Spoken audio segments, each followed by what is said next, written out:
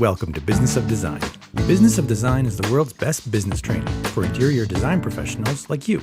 The Business of Design podcast offers immediate, actionable strategies and a glimpse into some of the many field-tested, proven systems you can implement to transform your business and your life. After the show, head to businessofdesign.com and get started with the BOD 15-step project management strategy and 6 foundational programs. Together, they deliver the systems, procedures, and strategies you need to run a successful, highly profitable design business. There's no theory here.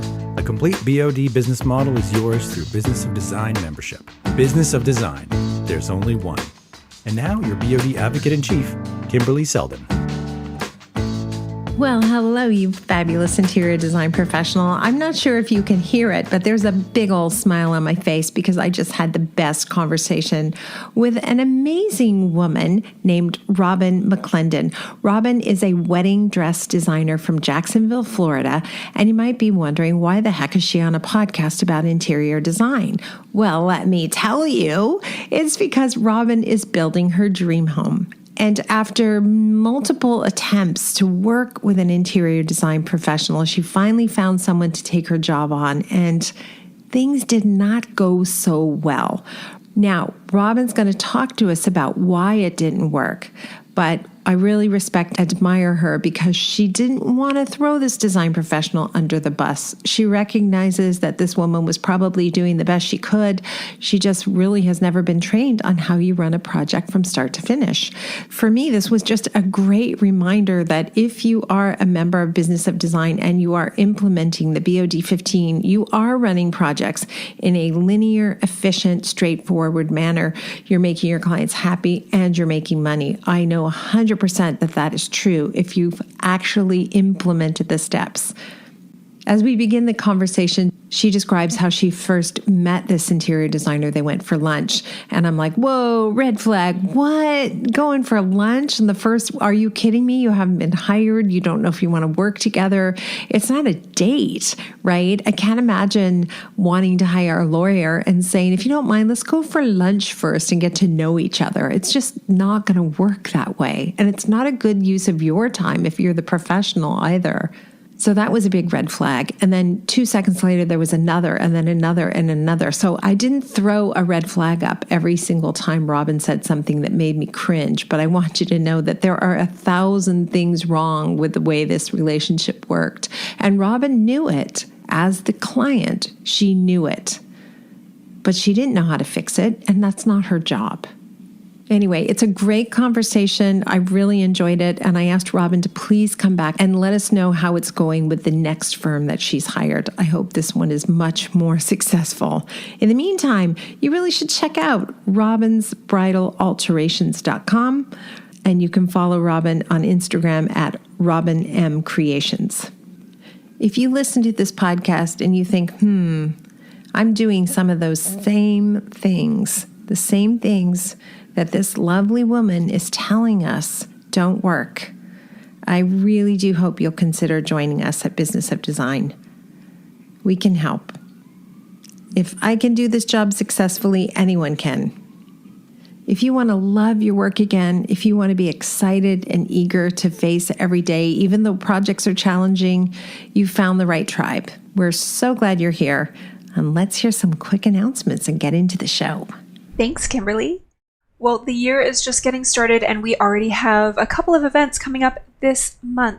If you are in Toronto or surrounding area, join us at IDS Toronto on January 19th at 1 p.m. EST for Be the Expert. Kimberly is going to be presenting at IDS and talking about how to run your projects with confidence. Again, that's happening January 19th. 1 p.m. EST as part of IDS Toronto. Head to the website for details and you'll click through to the IDS website to get registered. Also coming up this month, our first BOD live member meeting of the year is happening on January 24th. I am going to be joined by BOD business partner Sierra Collins, who is going to take us from aspiration to accomplishment this year. We are going to take a step back from the never-ending cycle of setting goals and then feeling frustrated when you don't achieve them within a certain timeline or you have unmet expectations as to where you would get with those goals. It really is about breaking those larger goals down into small, manageable, actionable steps in order to achieve them. And that's what we're going to do together on the 24th. So make sure you join us for BOD Live. Again, details are on the website, businessofdesign.com. We would love to see you at these events this month. Good morning, Robin. How are you? Good morning, Kimberly. I'm well. How are you? I'm good. We were just reminiscing about the period of time that my brother and my niece lived in Jacksonville, Florida, which is where you're from. Yes, we are in a little area. It's kind of a historic area called Ortega. Okay, beautiful. And you're on the other side of the river where most people are familiar with Jacksonville. Okay, so you're not quite in the thick of things. You're kind of off in a quieter area. It is a little quieter, yes, and the homes around here are beautiful because they were built, around the turn of the century. So there's a lot of historical details, which are really pretty. And you're building a dream home right now, I understand. We're trying. As you know, it's a process. It's like 2 steps forward and 1 step back, it seems. Wow, gosh. Okay. Well, we're going to dig into that a little bit because this is a bit of an unusual interview. Robin is not an interior design professional, but you're building a home with someone who is. And before we get into why we decided to do this podcast, tell everybody what your background is and how your wedding design business, I guess, relates to our business of interior design. Sure. Well, I started sewing when I was about 11. My grandmother taught me. I like to joke that I was a only child with overprotective parents and no cable. So I did a lot of reading and I did a lot of sewing. And I started with Barbie doll dresses, and that transferred into making prom dresses. So by the time I was in high school, I was designing and making formal gowns and selling them through local bridal stores in my area. Yeah, I don't think you're the only young girl who fell in love with Barbie dresses and became interested in fashion. I have another girlfriend, Sandy Wong, who ended up being a fashion designer, and she said it was because she would make Barbie clothes. Mm-hmm. Yeah, I think we all get to start that way. And so that transitioned into prom dresses, and I would participate in local fashion shows. I really wanted to go to fashion design school, and in fact, I received a scholarship to a fashion design school because I had put together a portfolio and I submitted that. But I had also received an academic scholarship. And so my dad was like, well, after you get a real, quote unquote, real education, then if you still want to go to fashion school, you can do that. So I was like, okay, that sounds good. I really respected my dad, and he was, he raised me pretty much as an only child by himself. So I just didn't want to disappoint. So I went to real school. I went to university. And I'm like, well, what am I going to major in? So I jumped around a little bit. Eventually I landed on pre-med because I love animals. I'm like, I'll just go to vet school. Oh, wait a minute. I didn't see that coming. I thought you were going to say business because maybe you're going to run a fashion empire one day. But no, pre-med. For some reason that didn't occur to me. I'm like, well, if I can't do what I want, then I'm just going to pick something completely different. But I never lost the desire in college. So I got into participating in pageants. So I would get clients to come to my dorm room. I'd make them pageant dresses. I also got a job teaching ballroom dance classes. So then I made ballroom dance costumes. And life happens, and I never quite made it to fashion design school. I did use my degree to teach high school chemistry for about 10 years. And while doing that, I opened a company called Rhinestone Dress Rentals. And that was a ballroom dance costume company where we would ship and receive rental costumes all over the country. So that was fun for a while. I did have to eventually downsize all these businesses when my second son came along, and life happens and things got busy. So I had to make some tough choices. Yeah, you definitely have the entrepreneurial bug. You just kept going back to working for yourself. How did you even discover business of design, since that's not your business? Right. So it started with the process of this home build because I'd reached out to some interior designers in my area and couldn't really get anyone on board right away. So I figured, and to be honest with you, Kimberly, I had no experience with interior designers, and in my mind, I just figured, they just make things look pretty. That's okay. Sure. No, I had the same misconception when I started design school. I was pretty shocked. Yeah. And so I'm like, I'll just listen to the Ballard podcast, which is how I found out about your podcast. And the more I realized that interior designers do more than just make things look pretty, I'm like, oh, I really need to hire somebody to help me through this build with all these things that I don't even know that I don't know. Right, right. So you ended up finding someone. Was it during the height of COVID? Is that why you say it was kind of hard to find somebody who was available? Or why was it hard to find someone available? Yeah, I don't know. I reached out through some websites here locally and never heard back.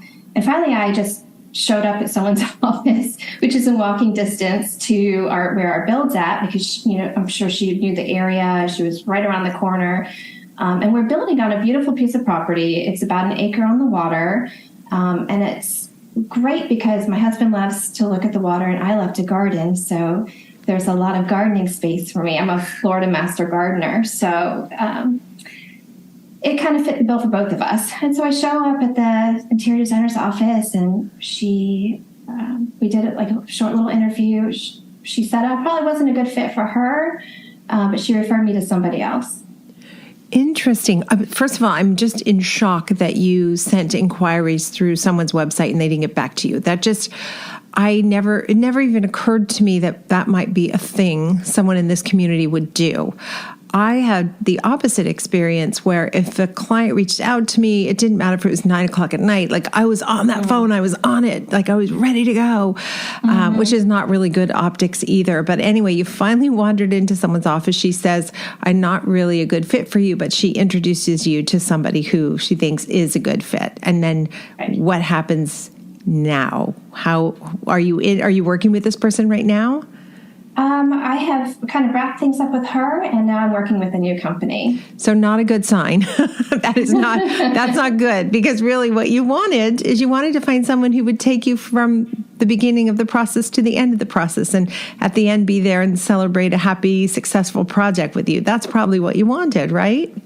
Right. And I wanted some direction along the way because we have never built a home before. And like I said, I don't know what I don't know about building a home. And so I was hoping someone could walk me through all the pitfalls and, walk me around things that I don't even know what I'm not aware of. Totally. Yeah. So the first impression of the interior design world, not very good. People don't get back to you. But finally you have someone and you begin the process of working together. How does that unfold? Well, I met her for lunch. She wanted to get a sense of what I was looking for.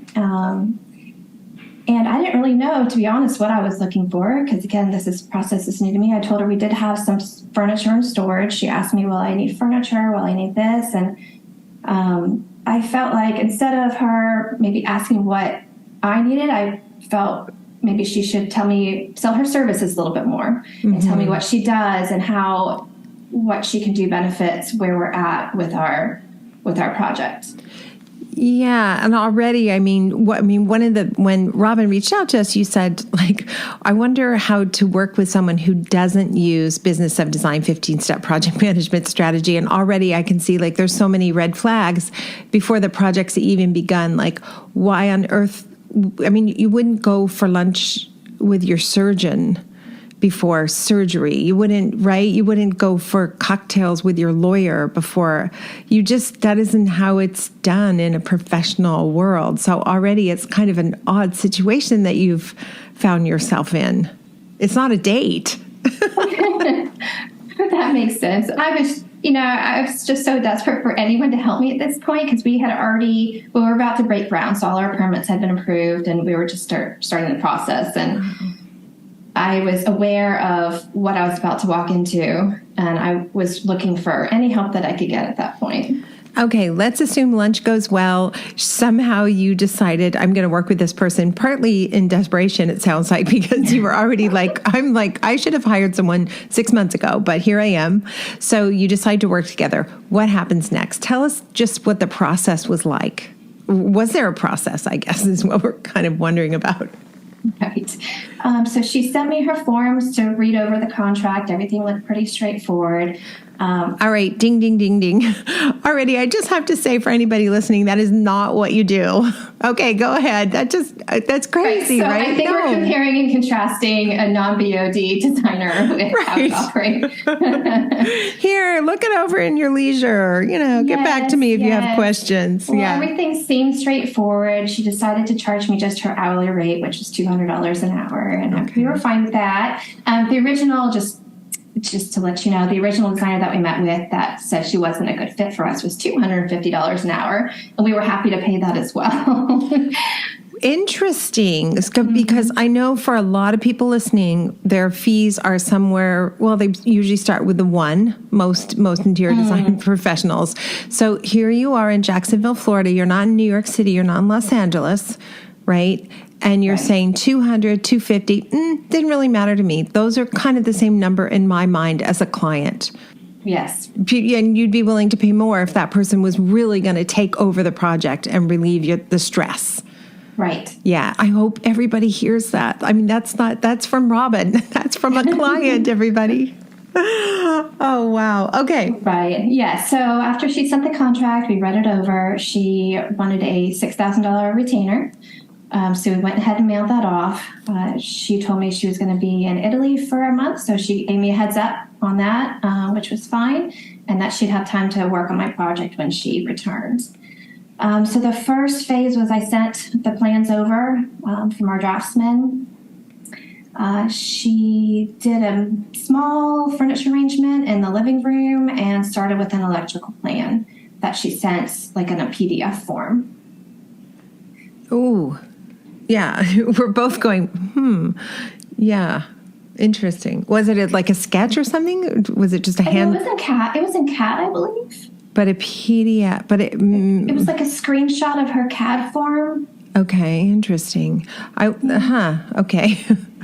I'm just not following. Okay. You're not either because why would this, I don't want the draftsperson to have to recreate it if you're speaking the same software, work together. Well, there was a little bit of a hang up with the whole process of the plans of the home anyway, because the first contractor that we went with wasn't really seeing our vision. And after 6 months of working with an architect and not getting anywhere with our elevations, we decided to pivot and go with a different contractor who had just a draftsman. So there's a lot of things missing on our plan that probably wouldn't have been missing if we'd continued with an architect.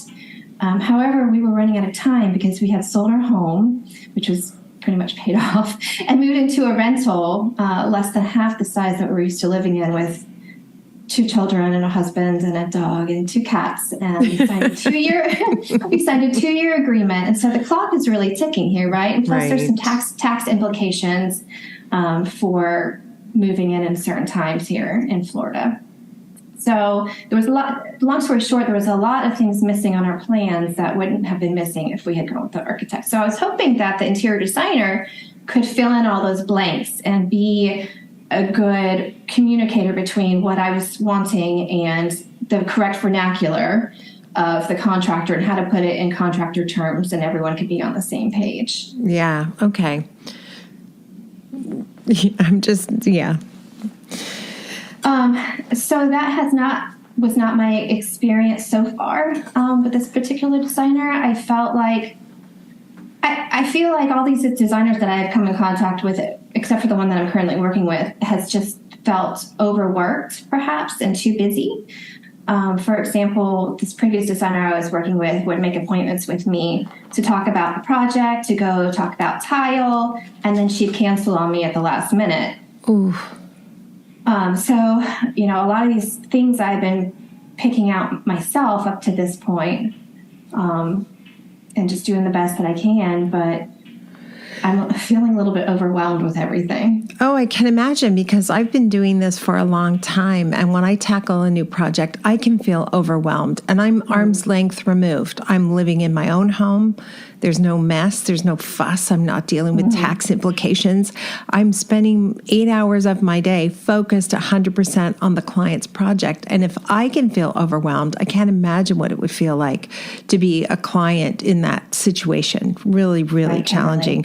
I feel like I would just want to say I'm so sorry, because I have no doubt that everybody you've come in contact with who's in the interior design industry is a lovely human being. They're probably doing the very best they can. But the truth is, there's nobody out there teaching us how to run a business. There's really not. I've met thousands of designers all over the world now. When we talk about what they've been taught in a business class, it's almost useless. And the fact of the matter is, clients have two needs, two main needs. They want to know a budget and they want to know a timeline. And everything else should speak to those two needs in a linear fashion. So, taking your client, your tired, exhausted, terrified client to a tile store in the middle of this kind of a storm of renovation is just not good. It's not good use of your time or their time, really. And to be fair, like I am a recovering type A perfectionist. I could tell that by the 900 businesses you launched and med school, FYI. So my go-to is when I don't feel like someone has a good grasp on something, is I tend to try to micromanage it. Totally. And so then I don't know what's appropriate. Like I don't want to treat her like a non-professional. I don't want to follow up with, okay, well, you told me you were going to get this to me. Well, when? And you're going to do this, but how and when? When am I going to receive these things? So I know what to expect. So I'm not blowing up her phone, like being like, okay, like I'm meeting with the electrician today. Am I going to have what I need? And I want to be respectful of her time. And I realize I'm not her only client, right? So I didn't want to reach out like after business hours or on the weekend. I felt like I gave this particular designer a long pathway, a long stretch. I mean, we're all listening, and what we're hearing is kind of the behavior of an ideal client, right? You're just really respectful of boundaries and but in my office, one of the rules is if a client has to phone and say, what's happening with this or where are we at with that, someone's getting fired, because they should never have to ask that question. It's literally our job to make sure the client knows what's happening next. And right. And that's similar in my business as well, Kimberly. I work where deadlines are not an option. Right. Right. A bride is not going to reschedule her wedding because, your cat threw up and you couldn't get something accomplished. Right. So yeah, and even if that's true, the bride doesn't want to hear about it, right? Like, sorry, I'm canceling because don't blah blah blah. I don't care why you're canceling. What I care about is that I've wasted this time that I could have been doing something more productive. Right, and in my business, a bride can go from 0 to 60 very quickly. So it's important to really manage her expectations and also sometimes her mother's. That also sounds like our business. That's funny. That's hilarious. How far in the process did you get? I mean, I'm just going to assume like it just goes from bad to worse. Like she just doesn't have the bandwidth and probably doesn't know how to run a project. Probably has great ideas. Probably has aesthetic talent or whatever, but just doesn't know how to run a project efficiently or effectively. So how far down the path did you get with this particular designer? Well, in all fairness, that may not be the case for all her clients. Maybe just for me, I felt like maybe my project was too small and she didn't really want to invest a lot of effort or time into it. But we are currently at the end of framing. We have our roof on. We should be getting our windows and doors in the next couple of weeks. And the air conditioning has been roughed in. And the electrician is coming today. And are you responsible for meeting the electrician and going through the switching plan, or? I am today. This new company that I've worked with has already given me an electrical plan to communicate, because they took me on like at the very last minute, just literally a couple days ago. And they're heavily involved in the project, so they're fitting me in as best they can and trying to get me up to speed with everything, which has been delightful. Do you get a sense that they have better process and better systems, and they're more capable? Yes. That's a capital Y, yes. Oh my gosh. Okay. One of the things you mentioned early on was that you went for lunch and you were so wishing this design professional had told you what she needed for the project to be successful from her point of view. Like, in other words, let me help you. Let me get in line with how you run the job. You were actually looking for this person to be the lead and to be the expert. So now that you've been through all the bumps that you've been through, what are the kinds of things you wish, if you could wave a magic wand, what are the kinds of things you wish would happen? Going back to that initial meeting? Or just working with the non-business of design professional off the top. What are some of the things like that you can think of? Well, this is a new process for me, so I wish the interior designer had told me all the ways that their services can benefit me. And for example, I don't know about a lighting plan or where the electrical plugs should go based on the furniture arrangement.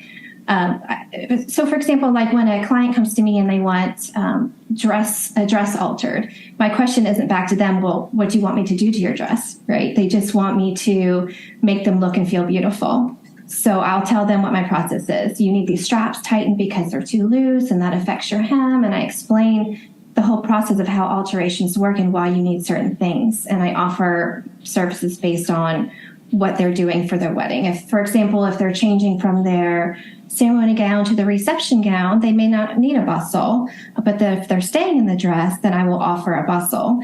So as an interior design client, I didn't know if I needed a bustle or not, right? Right. No, for sure. It'd be really helpful. I'm just thinking, what kind of contract wouldn't explain that you need a lighting plan and electrical plan? That's clearly in my contract. This is the kind of thing that we will do for you. We'll take care of that for you. You don't have to think about it. Yeah, but it is and I've also had the experience, and I bet this is true with wedding dresses as well. Sometimes people come in and say, I need this to be altered in this particular way, when in fact, that's actually not what they need. I think it needs to be taken in at the waist, and you're like, no, your straps are too short, the hem is crooked, and the this and this, and that'll correct the waist. Right. Correct. Yes. So, for example, the look these days is to have the thighs really tight to give that hourglass shape. But if we make the thighs too tight, then as you walk, it's going to rise up and create some unflattering lines around the tummy. And you're going to be feeling like you're constantly pulling down the dress, and then you also can't sit in your dress. I was going to say, while that looks beautiful in a photo, it's not functional. I am somewhat amazed at how tight some dresses are, and I do wonder if do they have to eat standing?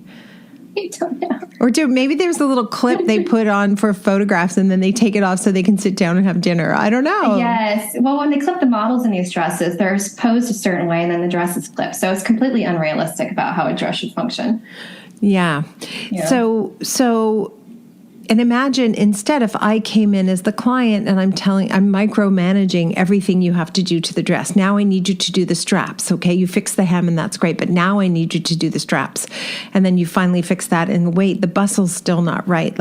The stress that would cause me as a client. I don't want to go to a plastic surgeon and have them say, so show me show me where I'm supposed to cut to make it look good for you. Oh my gosh, no, you tell me. That's your job.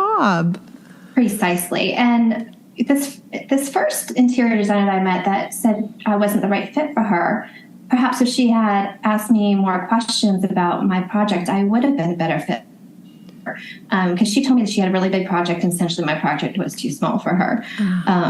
But because she didn't ask me the right questions about, what I needed or sold me on her services, it could have been a much bigger job than she probably thought in her mind it was going to be.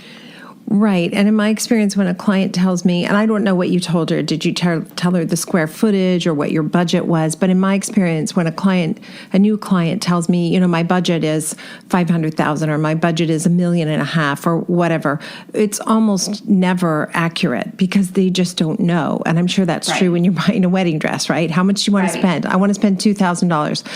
Terrific. This is what you can have for $2,000. Oh, that's not what I want. I want that one over there that's $12,000, right? That's exactly what happens. Yeah. And some people want to maybe do something minimal on their dress, but then splurge on their veil, right? It's a give and take. Yeah, absolutely. So in hindsight, I guess, how would you, as the client, know who to hire in future? Like, what would you be looking for from the beginning of the relationship? Well, from what little I know about your 15 steps, I'd want someone to go over the contract with me, right? Yeah, I mean, begin, by going through, because the point of the contract is to let the client know what they can expect. And it's also to hold me to account. These are the things I'm going to deliver. This is the timeline. This is the budget. I'm going to do all these things for you, and you have my word I'm going to do that because it's in my contract. And so that lets the client know, do they want to follow that process or not? You might look at my contract and say, oh, I don't like that. There's too much detail.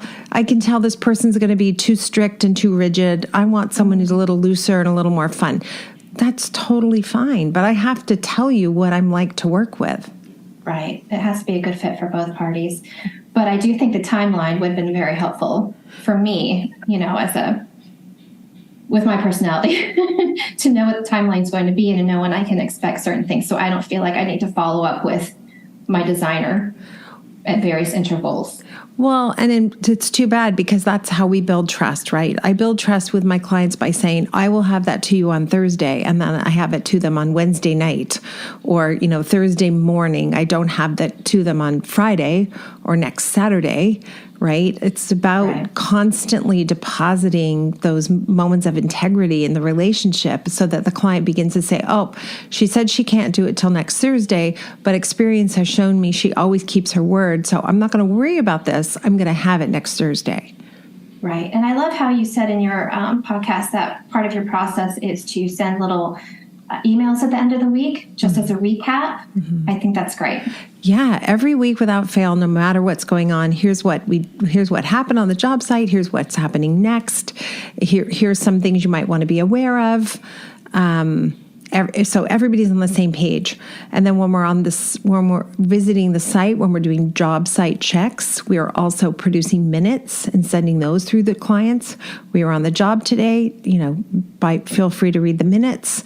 Everything is working smoothly on our end. And we're also finding out from clients, like, do you want minute detail or do you want big picture updates? Most of our clients want big picture. They literally say, I don't want to be stressed out about stuff. That's your job. Just tell me that we're on track. Tell me that we're on time. Everything is good and you got it under control. Right. Well, I haven't received any minutes or anything from this past designer that I'm no longer working with. She never sent spreadsheet of her minutes or her time. She just said, this is how much you have left of your deposit, and I'll probably just use that on some fabrics or something to make some throw pillows. Oh, wow. The truth of the matter is, I really do believe she probably is doing the best she can. She just probably doesn't know how to do better. I don't believe, for example, that she's doing a better job on someone else's job. Because if you have a system, you're going to use it on every project. You're not going to use it on this project over here and then, not use it on the next project. So she just doesn't know how to run a project, which is too bad because she probably has great ideas and they're just not coming to fruition. And it's heartbreaking for her too, to lose a job, to lose the client, it's embarrassing. I don't know how big Jacksonville is, but no matter what, you always run into your old clients and you don't want to run into the ones that didn't work out. Jacksonville is a big, small town. Big, small town, yeah.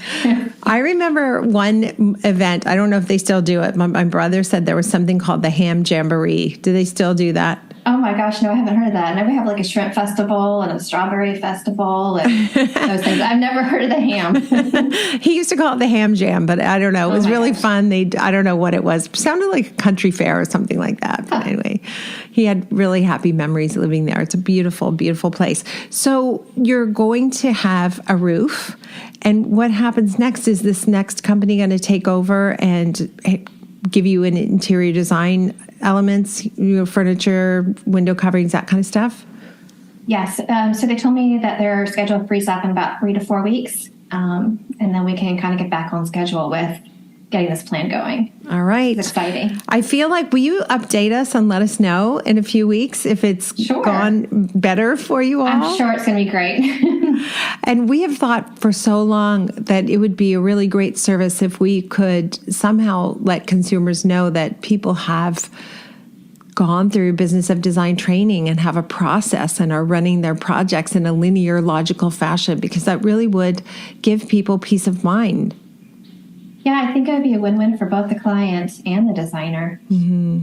What about your wedding business? Have you been listening to some podcasts? It sounds like there's a lot of crossover between interior designers and wedding designers, wedding dress designers. Surprisingly, yes, there is a lot of crossover just with your processes and routines and scheduling, follow-ups, setting client expectations and following through appropriately. So everything kind of crosses over except for what kind of design it is. Well, I'm very excited to meet you. I'm so happy that you decided to focus on the creative side of your brain, because it seems like that just had to be. Have you used any of your pre-med training? Does that ever come in handy? Well, I quit being a chemistry teacher when my second son was born, and then I started just doing my business full time. So it's kind of... It helps. I think it helps in my dress business because I can see the details, but I can also see the big picture. Mm. So I have both sides of my brain working simultaneously together. I love it. We like to end every episode we call it design intervention, but it's just a great piece of advice. It doesn't really have to be related to what we've talked about today. It might be straight from your wedding design business or dress design business. But what comes to mind that viewers might benefit from? What's been helpful for me, because I'm a people pleaser, and when people ask me to do things, I'd like to say yes. So, for example, if a mom asks me to help with a bake sale at the school, my first inclination is to say yes. But all those yeses really started to add up. And I was feeling stressed out. And in fact, a couple years ago, I interviewed for a Florida Master Gardener. You have to go through an interview process. And they asked me, what stresses you out and how do you deal with that? And what I wanted to first say was, my kids stress me out and I drink wine. But it was kind of a serious setting. So I decided that probably wasn't the best answer. I'm like, well, I spent a lot of time really being intentional about things that I take on.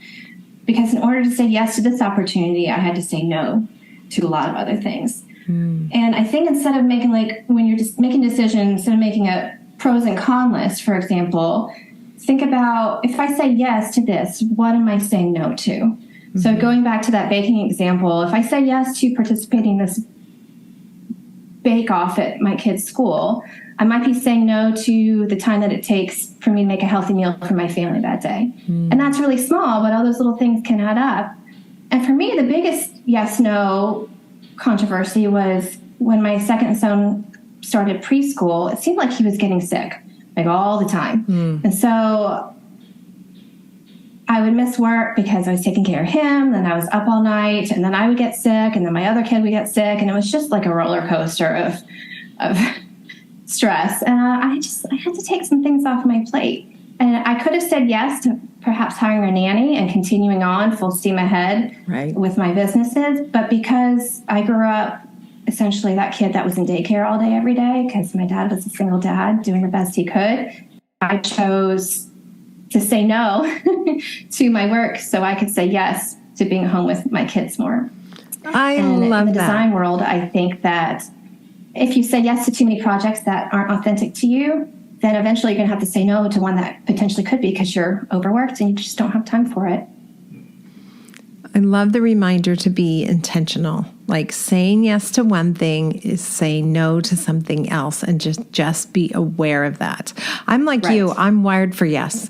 It's a joke. I'll be at a party and a girlfriend will say, "Hey, I was thinking we should," and I'll go, "Yes."